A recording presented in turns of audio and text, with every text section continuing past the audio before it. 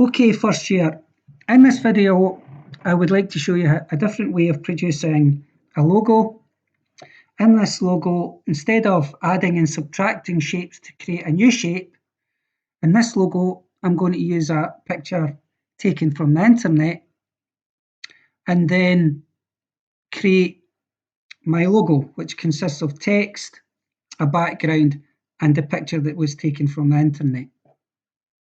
Now, in doing this, there's two things that you need to understand how to use, and that is, how do we use contrast when producing a logo that has visual impact, and how do we use a cutout studio when using a picture in our logo. So I'm going to just scroll down to the bottom and I'm going to show you how that logo was produced. By the way, the logo is for Beautician, Smith's Beautician, and obviously this logo would go onto your business card, which is the second task after designing the logo. So the first thing I'm going to do is I'm going to go into the internet and I'm going to type in Beautician equipment, because I know that beauticians use brushes.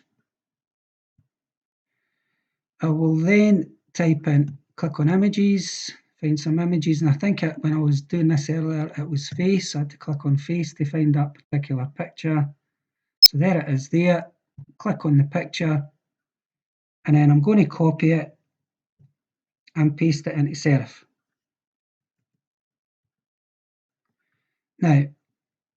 Now we've got a picture.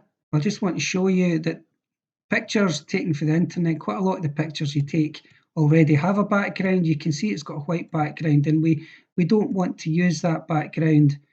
We want to create our own background. So I'm now going to use the Cutout Studio to remove the background on the picture. So you select the picture, go to Cutout Studio, and in this Cutout Studio dialog box you can see that we have brush size, and on the left hand side you've got a selection of two different types of brushes. One brush will discard the area that's been selected, the other brush will keep the area that's been selected. So we want to discard the background, so I'll go to discard and I click on that there, and you can see hidden detail around the parts of the picture that are going to be kept, and the white bit is going to be discarded. So then click on OK.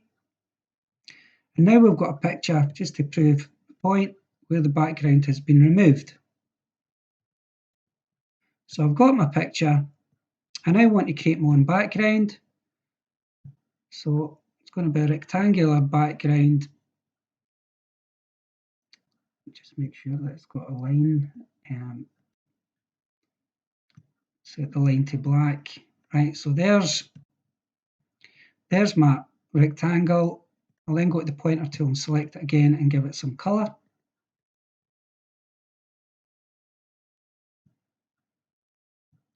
So I'm going to make it yellow.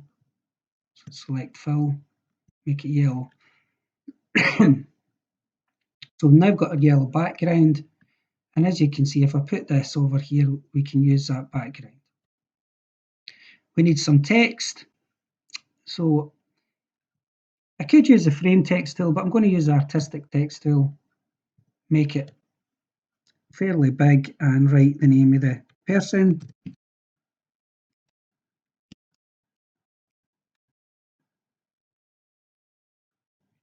Right, I'll then move that over then. That's a little bit big. The beauty of using the artistic one is we can actually just literally select the frame and reduce its size to the size that we need. Now when it comes to contrast, the reason I chose yellow is because, by the way, here, this is, remember, Serif works in layers. If you find that the picture goes behind the filled rectangle, you can bring it to the front by clicking on the standard toolbar at the top here, and that brings it to the front.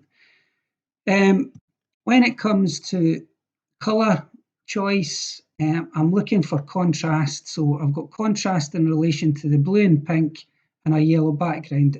Just to explain this, if you look at the colour wheel here, Remember, contrasting colours are opposite each other in the colour wheel, so blue and pink is up here, so yellow would be a contrasting colour, and what that does is it makes the brushes stand out.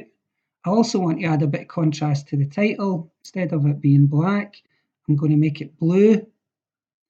So we'll select blue like that and just get everything just the right size. Make the background just a little bit smaller. And kind of link it like that.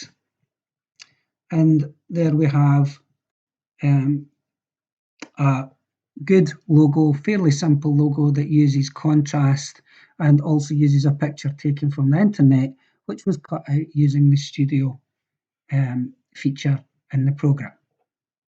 Thank you for listening.